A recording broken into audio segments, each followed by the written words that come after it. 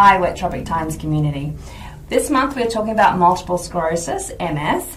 It's a chronic condition that affects the central nervous system.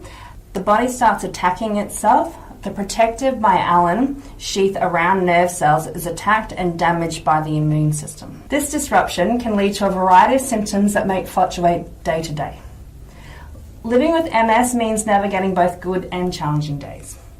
But it's crucial to understand several key points. MS is a lifelong condition but not terminal. Not everyone will experience disability, and effective treatments and strategies exist to maintain brain and spine health. Support is available from the moment of diagnosis onwards, empowering individuals to make informed decisions about their care and take charge of their overall well-being. By actively managing symptoms, individuals with MS can continue to participate actively in their communities and workplaces. This segment aims to provide insights into the conditions, its management and resources for enhancing quality of life. So I'd like to introduce Jenna and Erin to share their family experiences with MS. Mum was diagnosed with MS back in 1989. She was 25 years old. They were away on holiday at the time, and she started feeling unwell, and when they got back, they had a few other issues with her MS. They didn't know what it was at the time. She started experiencing numbness, and that's when they started going and getting some medical attention for that. They didn't know what it was because MS wasn't very common back then. So it did take them quite a while, and they had to go to Brizzy, to specialists and so on to get the diagnosis in the end. Whereas my mother was diagnosed much later in life.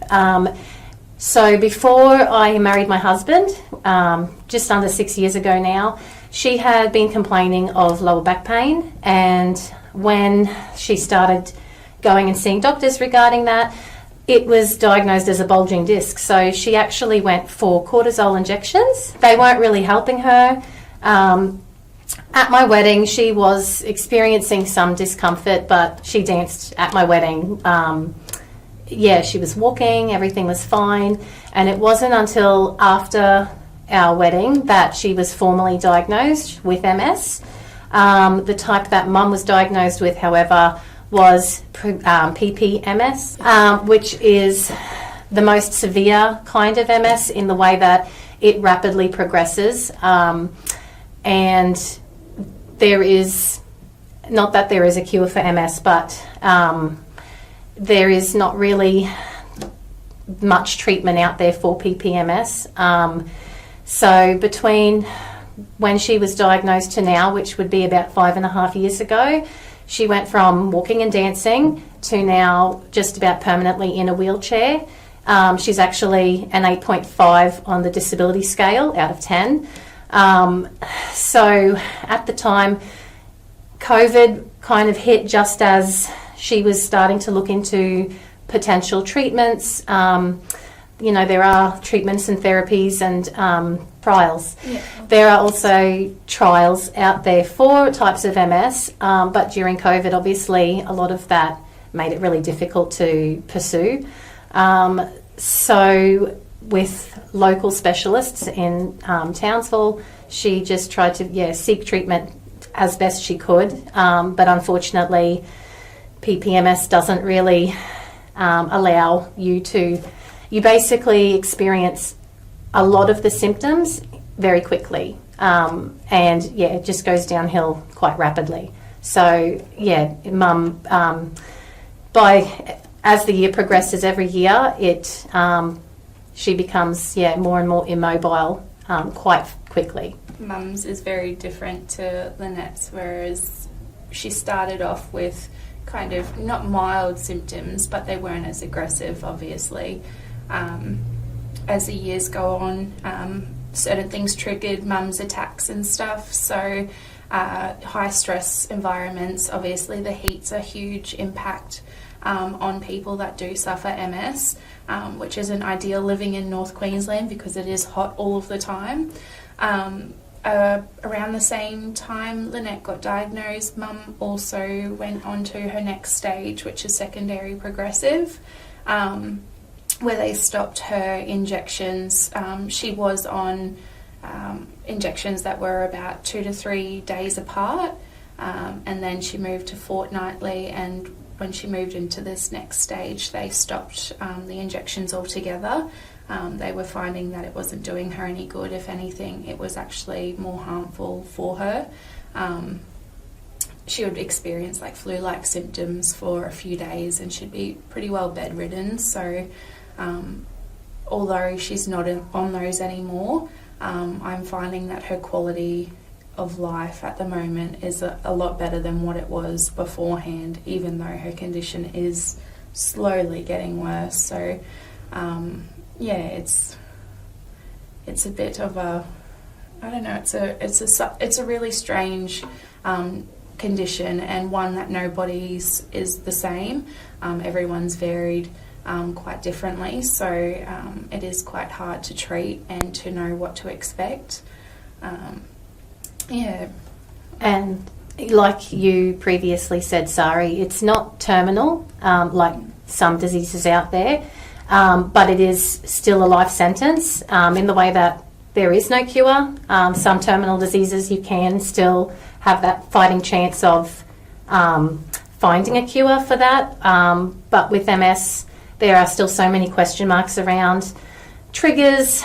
Some are hereditary, genetic, I guess you could say, whereas my mum's, and there's no history in your family. No. It was just a real unluck of the draw, you could say.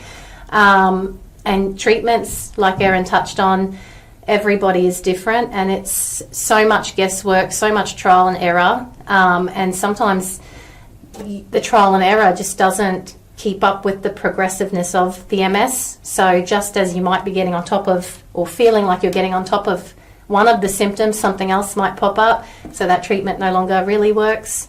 So it is really, it's hard to see somebody you love going through that. It is really hard watching your mum go through that, and I'd never known mum to not have MS, and as I've had children especially, a lot of people, and I'm sure you're the same, their mums are their rock. They're always there. They're able to help and take the children and whatnot, whereas mum's not been able to do that, and seeing the impact it's had on her and on me, it's a bit, I don't know how to word it, it's sad, because you know that she wants to do these things and they can't do these things because of their condition. So it does have a huge impact, not just like the initial diagnosis, but it's ongoing forever, and it's not just the person that's impacted on it, although obviously they're hit the hardest, it's your whole family. And knowing even Dad, he's had to give up a lot of time to take Mum to appointments and to care for her, and we're very thankful now with NDIS that Mum has her carer. So instead of Dad having to take her to all her appointments and worrying how she'll get there and whatnot, she's got someone that she relies on that is a certain set time, and off they go together, and she's loving having that, and it's kind of an independence in a way, because her carer has become more of a friend. So rather than thinking that she's just, I don't know, being taken care of by somebody. Yeah, there's that friend there to support her, and that's more of what it is, which is lovely. Yeah. I think, for my mum, the biggest struggle, because it happened so quickly, she went from like 1,000,000 miles an hour type of lady to completely losing her independence. And going from taking care of Dad all of his life, doing the good Italian wife thing, going from that to having to depend on him to do so much that he had never done. And I think he's incredible, because what a man to do all of that. But it is like Erin said, it's hard seeing your mother go through that, and struggling with coming to terms with it, because how could you ever come to terms with that? But also seeing your father have to take on that carer's role, both of them being so young, and seeing both of their lives just completely change. And in effect, all of our lives changed, because it's the same. My mother, her biggest heartbreak is not being able to do grandma things with the kids. So a little while back I had this crazy idea where I thought a few of us girls at gym could walk for the MS 50K, the May 50K it's called, raise a bit of money, contribute to MS Australia, and the gym, our local gym, Tweak Fitness, they really got excited about the idea of it and they took it on. And then Erin got really excited about it and offered to help. So she actually got thrown completely into it. And we pulled off such an incredible event where we ended up having 200 participants walking and running around one of our local parks. Each team doing on average 50k. So we ended up running over 1,000 kilometres collectively as a community that morning. We ended up raising over $7,000. And I got an email from MS Australia the other day, and that contributed towards Australia-wide. They've raised over $2 million this May for MS, which is incredible. So the way that the community came together, Erin and I, it blew our minds. We would message each other just saying, I'm crying right now, just like happy tears, but just overwhelmed with so much support. It was just one of those moments where you realised how lucky you were to live in Ingham, and how beautiful a community can be when they rally together around such an incredible cause. Yeah, pretty well. Yeah, it was very overwhelming, and not only did we raise such a huge amount of money towards MS, the awareness around MS as well, because you'd sell raffle tickets uptown and people would say, oh, what's this for? And you'd say, oh, it's for MS. Oh, what's MS? So it started a chat about all of that, which was really great as well, because a lot of people don't know what it is. And I know Mum still gets questions when she's uptown with her walking stick or whatever, and they're like, oh, what's happened to you? And it's nice knowing that we've contributed to the talk of it and the awareness within our community, because there are so many people locally that do suffer from it. A lot are still in the early stages, and it is quite daunting and hard to talk about. So hopefully opening up that conversation allows them to feel more comfortable and more able to chat about their diagnosis and everything as well, and possibly seek the help that they do need to receive treatment or support or whatnot. And speaking of raising awareness, what was really beautiful about the month of May is not only the awareness that we raised within that run, but the town fountain turning orange. That obviously prompted conversation around MS. That's the colour of MS. That's what the council did at the start of May for our awareness fundraiser. Some of the local schools that our children attend, they had a orange shirt day. So I know at the primary school on assembly, they actually had a discussion about what MS is, and they found a really kid-friendly way of explaining it. And that's, I know for a fact at that age there was no way I knew what MS was. So I think having that conversation is really good, especially my mother in a wheelchair.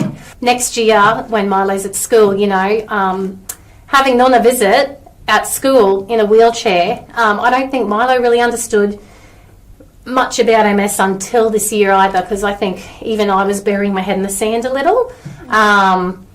But he understands more and more now, and next year for Grandparents' Day and things like that, when Mum gets to go to the school, I guess kids have a better understanding at that school about why she's in a wheelchair, what MS is, because kids are very curious. So, yeah, I think the awareness in this town is a really lovely thing that we have started creating.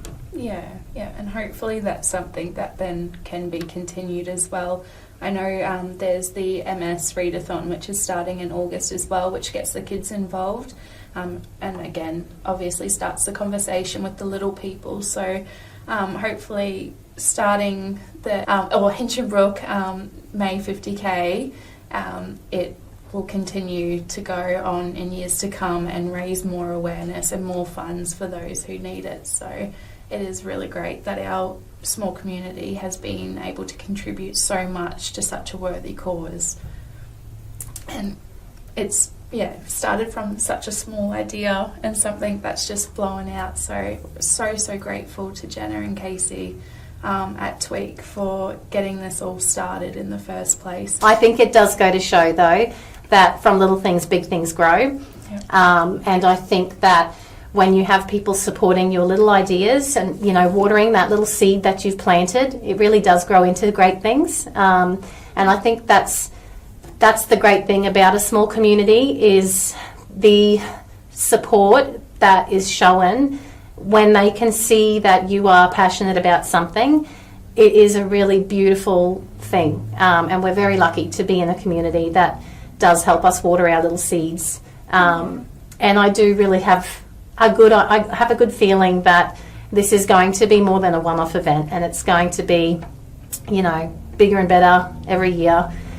Because Erin and I are both perfectionists, and we're both very passionate about MS. Yeah. So I can see this, getting better and better. Yeah, there isn't like a support group as such. I know our mums, being friends, they've got their group, and it's kind of a really dark sense of humour, but they call it crippled coffee. So, there's a group of them that get together, and like a monthly maybe, or I think around monthly, and they catch up, which is nice. And I know that they're like Erin said, there isn't a support centre as such, but I know when Mum was first diagnosed, she actually joined a lot of Facebook groups. Just to reach out to people and chat to them that are going through the same thing. She talks about a lady in the Burdekin, and she's met people across Australia that she talks about MS with. But there's nothing really physical. At this stage, they've had to reach out to each other to have that support, I suppose you could say. Not anything up here. No.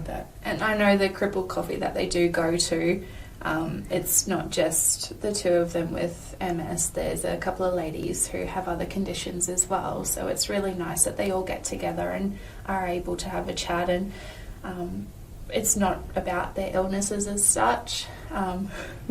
It's just, it's nice for them to have some sort of normality together, I suppose, and be able to get out of the house. Because a lot of them do have mobility issues and so on. To